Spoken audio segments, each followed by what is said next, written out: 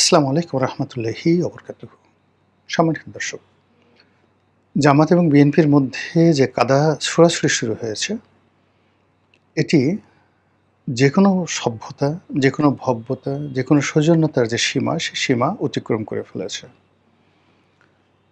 আপনারা জানেন যে যখন কোনো একটি পক্ষ, সেই পক্ষের মধ্যে দ্বন্দ্ব এবং সংঘাত শুরু হয়, তার প্রাথমিক যে পর্যায়, সে পর্যায় হলো মৌখিক লড়াই, বাকবিতণ্ডা। একে অপরকে ছোট করা, হেয় করা, গালাগাল দেওয়া, ঝগড়াঝাটি করা। এবং এগুলো যখন হয় তখন সাধারণত দুটো পক্ষ যখন মোটামুটি স্বাভাবিক থাকে, সামঞ্জস্যপূর্ণ থাকে, তখন সেখানে ঝগড়াঝাটি হয়। কিন্তু বিএনপি এবং জামাতের মধ্যে যে মনস্তাত্ত্বিক অবস্থা, সেই মনস্তাত্ত্বিক অবস্থায় তারা কেউ কাউকে নিজেদের সমকক্ষ ভাবেন না। বিএনপি তার বিপুল সংখ্যাগরিষ্ঠতা, তার জনপ্রিয়তা এবং দলের যে বিশালত্ব, এর পাশাপাশি অতীতে তারা বিভিন্ন সময় জামাতকে যে সাহায্য করেছে, সহযোগিতা করেছে, এটাকে তারা মনে করে এটা তাদের একটা প্রিভিলেজ বা প্রাইমা ফেসি। তো কাজেই যেকোনো সম্পর্ক তৈরি করার আগে রায় বাহাদুর, খান বাহাদুর, চৌধুরী বংশের লোকজন যখন অপেক্ষাকৃত সেই রাম, শাম, যদু, মধুর সঙ্গে সম্পর্ক করে, তখন বারবার স্মরণ করিয়ে দেয়, এই এটা কিন্তু চৌধুরী বংশের ছেলে বা তালুকদার বংশের মেয়ে, ইত্যাদি ইত্যাদি বিষয়। তদ্রূপ জামাত এবং বিএনপির সঙ্গে যে কোনো সম্পর্কের আগেই সবাই, বিএনপির যারা লোকজন, তারা স্মরণ করে দেওয়ার চেষ্টা করেন যে আমরা না হলে তোমরা টিকতে পারতে না, আমরা না হলে তোমাদের এক্সিস্টেন্স থাকতো না, সার্ভাইভ করতে পারতে না। এই মনস্তাত্ত্বিক অবস্থা বিএনপির মধ্যে রয়েছে। আর অন্যদিকে জামাত যেটা মনে করে যে যখন বিএনপি ঐতিহাসিক সমস্যায় পড়েছিল, যখন তাদের সাথে কেউ ছিল না, তখন সমস্ত লজিস্টিক সাপোর্ট নিয়ে তারা বিএনপির সঙ্গে দাঁড়িয়েছিল। কিন্তু বিএনপি সবসময় তাদের মধ্যে একটা দাদাগিরি, ভারত যেভাবে বাংলাদেশের সঙ্গে দাদাগিরি দেখায়, বিএনপির যারা নেতৃবৃন্দ রয়েছেন তারা যে যার অবস্থানে থেকে সময় এবং সুযোগ পেলে জামাতের লোকের সঙ্গে তারা দাদাগিরি দেখিয়েছে। সেটা জিয়াউর রহমানের জমানাতে দেখানো হয়েছে, সাত্তার সাহেবের জমানাতে দেখানো হয়েছে, আর ৯১ থেকে আজ অবধি ক্রমাগতভাবে তারা এই দাদাগিরি দেখিয়ে চলছে। এই অবস্থা হয় না। আমরা যেখানে আমাদের জীবন, যৌবন সব কিছু সমর্পণ করি, আমরা বিশ্বাস করি, কিন্তু তারা বিজয় লাভ করার পরে, সরকার গঠন করার পরে আমাদের অবস্থাটা ভুলে যায় এবং আমাদেরকে টিস্যু পেপারের মতো ছুঁড়ে দিতে চায়, অথবা নিতান্ত পা চাটা দালাল ফড়িয়াদেরকে যেভাবে রাজনীতিতে পুনর্বাসন করা হয়, আমাদেরকে ঠিক ওইভাবেই তারা ট্রিট করে। ফলে এভাবে হয় না। আমাদের উচিত নিজের পায়ে দাঁড়ানো এবং নিজেরা যাতে সরকার গঠন করতে পারে সেভাবে চেষ্টা করে, এবং সেই চেষ্টাটি সেই ২০১৪ সন থেকেই জামাত ক্রমাগতভাবে করে আসছে।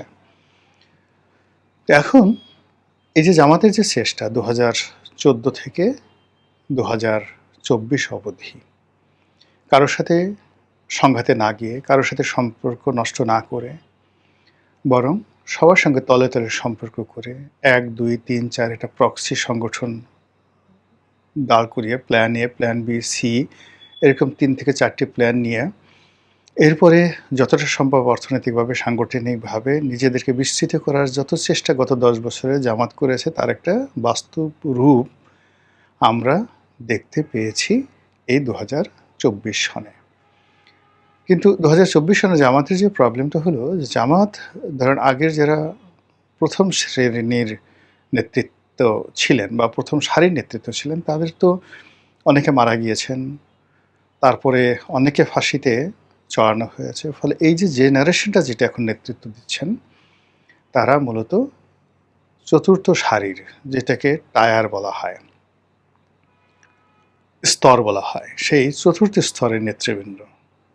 এখন চতুর্থ স্তরের নেতৃবৃন্দ তারা এখন শীর্ষ নেতা রূপে দায়িত্ব পালন করছেন। আর দ্বিতীয়ত, যখন একেবারে ফার্স্ট টায়ারের গোলাম আজম সাহেবদের মতো মানুষ, মতিউর রহমান নিজামী সাহেবের মতো মানুষ যে জামাতের নেতৃত্ব দিতেন, সেই জামাতের তুলনায় এখনকার জামাতের বিস্তৃতি অ্যাটলিস্ট ৫ গুণ। তো কাজেই এই ৫ গুণ বড় জামাতের মধ্যে হেফাজত ঢুকেছে, জামাতের মধ্যে চরমোনাই ঢুকে গেছে, জামাতের মধ্যে আওয়ামী লীগ ঢুকেছে, বিএনপি ঢুকেছে। আবার জামাতও অনেক আওয়ামী লীগ, বিএনপি, জামাত, হেফাজত এদের লোকদেরকে ডেকে এনেছে। এর বাইরে টাউট ঢুকেছে, বাটপাট ঢুকেছে। সব মিলিয়ে মানে একটা লোক যখন ক্ষমতাধর থাকে সেখানে ক্ষমতার যে লোভ এবং লালসা, এই লোভ লালসা চরিতার্থ করার জন্য যারা গতানুগতিক রাজনীতি করবে তারা জামাতের রাজনীতিও করবে। ফলে কি হলো, এই ২ বছরের মধ্যে আমরা জামাতের মধ্যে অনেক বেয়াদব দেখতে পাচ্ছি, যারা প্রতিটা মুহূর্তে নিউসেন্স ক্রিয়েট করছে। জামাতের যে ভাবমূর্তি, সেই ভাবমূর্তিগুলো নষ্ট করে ফেলেছে। ২ নম্বর হলো জামাত কৌশলগত কারণে যাদেরকে হাতিয়ার হিসেবে ব্যবহার করেছে। আপনারা তো বুঝেন যে ধরুন আমার একটা হাত আছে, হাতের হাতিয়ার হলো আমি হাতে একটা কুঠার নিলাম, বন্দুক নিলাম, লাঠি নিলাম। তো জামাত এইভাবে তার প্রতিপক্ষকে দমন করার জন্য, কনভিন্স করার জন্য অনেক কিছু হাতিয়ার হিসেবে ব্যবহার করেছে। এটা ধরুন টাকা, পয়সা, প্রযুক্তি, বটবাহিনী, ইল্লু, পিঙ্কু, ধুঙ্কু, চুঙ্কু, এরকম অনেক লোককে টাকা দিয়েছে আর এদেরকে ব্যবহার করেছে প্রতিপক্ষকে উত্তেজিত করার জন্য।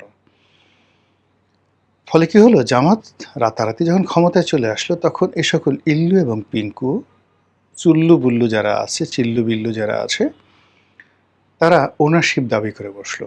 দে আর দ্য ওনার। তাদের কারণে এই জিনিসগুলো হয়েছে।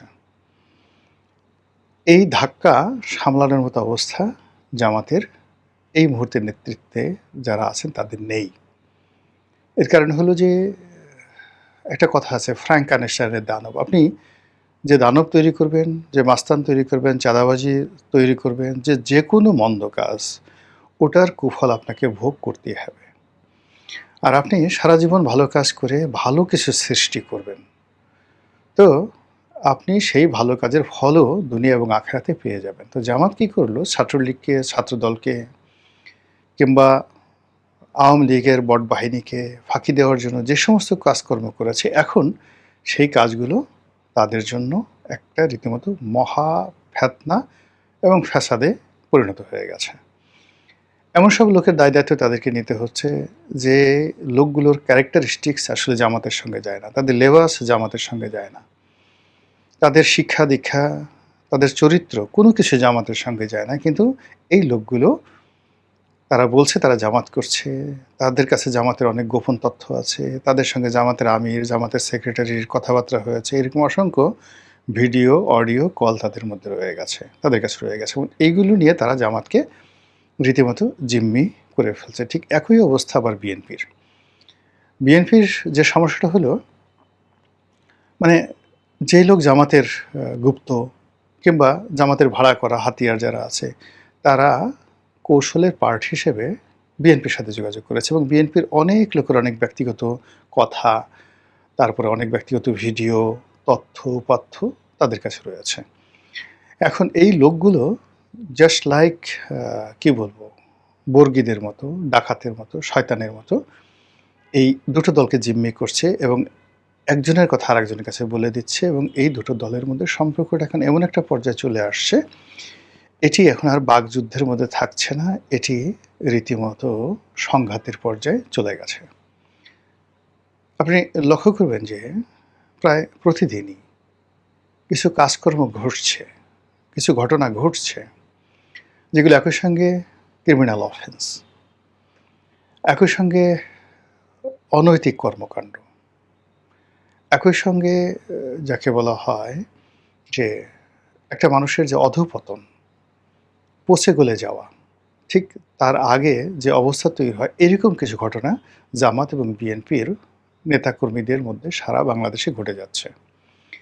যখন এই ধরনের কোনো ঘটনা ঘটছে, এরকম একটা ঘটনা জাস্ট লাইক এই করোনার মতো ব্যাধি, যেখানে সবাইকে আসলে সচেতন হতে হবে, তো সেই কাজটি না করে পুরো সামাজিক মাধ্যমে যখন জামাতের বিপদ আসছে, বিএনপির লোকজন হৈ হৈ করছে, হায় হায়, খোদা গেল কই, আল্লাহ গেল কই, রাসূল গেল কই, কোরআন গেল কই, হাদিস গেল কই, আর এই জান্নাতে বসেই কাজ করে মানুষে।